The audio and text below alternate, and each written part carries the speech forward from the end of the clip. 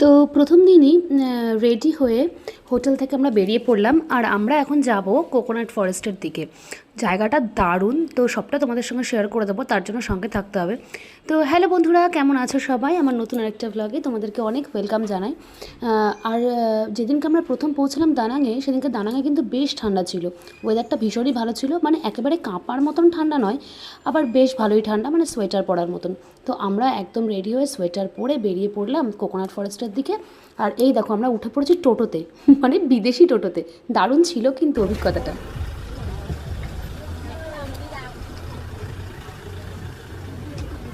প্রথমে এই জায়গাটাতে এসেই এত কালারফুল বোট দেখে তো মাথা খারাপ হয়ে যাচ্ছিল।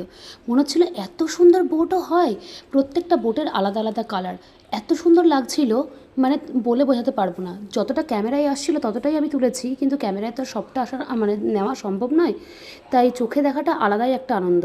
Đại ghé bố nghĩ cái gì à cửa ơi, lúa mày đại ghét đại ông mình chồng chồng ghét tại trưa tại số ngạo tại chúng mình trưa tại dạy gì.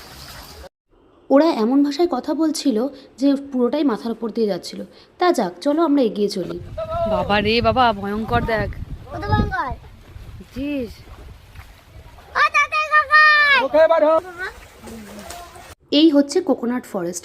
আসলে এই দুদিকেই দেখছো কোকোনাট ট্রি, আর মাঝখান দিয়ে নদী, সেখান দিয়ে আমরা এগিয়ে যাব সামনের দিকে।